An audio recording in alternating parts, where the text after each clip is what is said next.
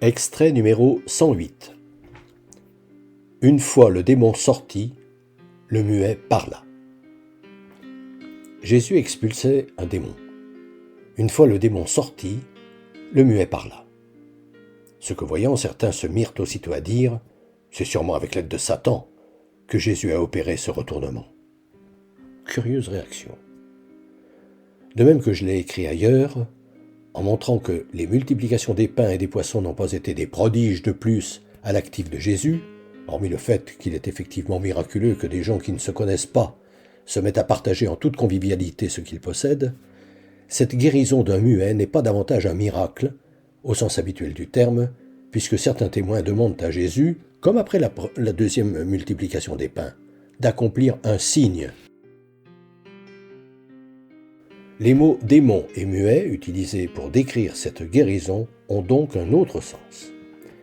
Si je me réfère à Matthieu, on amena à Jésus tous les malheureux atteints de maladies et de tourments, notamment des démoniaques, dont j'ai suggéré qu'ils étaient ceux qui pervertissaient les Écritures en les interprétant de travers.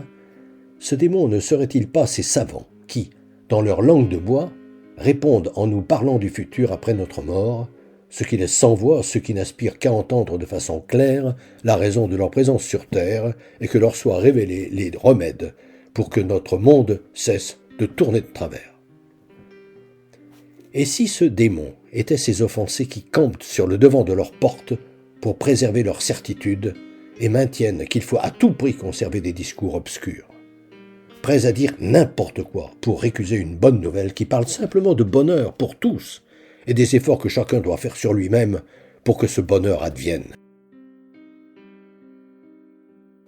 D'où leur réticence à entendre que le salut, la paix, c'est nous qui devons en être les acteurs, ici et maintenant, sur terre, en devenant des hommes accomplis, en laissant s'approcher de nous le royaume de Dieu, en assouplissant nos cœurs de pierre pour vraiment aimer.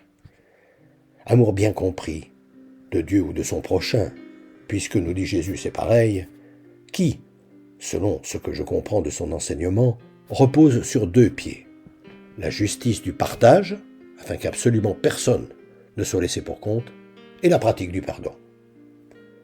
Car, enseigne Jésus, le secret du bonheur ne réside pas dans les plaisirs éphémères que procure l'assouvissement de nos passions, synthétisées par les 3 tentations de la possession, du pouvoir et du paraître, mais dans l'amour vrai, l'amitié, la fraternité.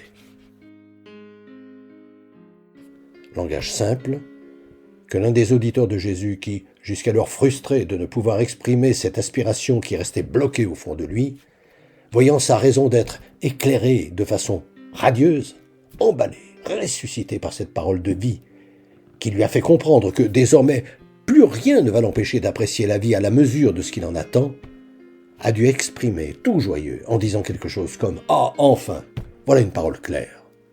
Ce qu'a traduit sobrement l'évangéliste par « Une fois le démon sorti, le muet parla. » Et si ce retournement de situation, qui a fait passer un homme des ténèbres à la lumière, voulait tout simplement exprimer l'accueil enthousiaste que réservent ceux qui ont une conscience saine à cette réponse pleine de sens qu'est la bonne nouvelle.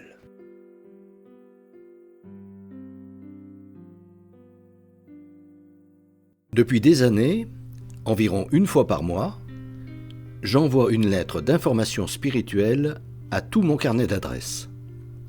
Le thème du moment est, depuis janvier 2019, « Être chrétien, ça veut dire quoi ?»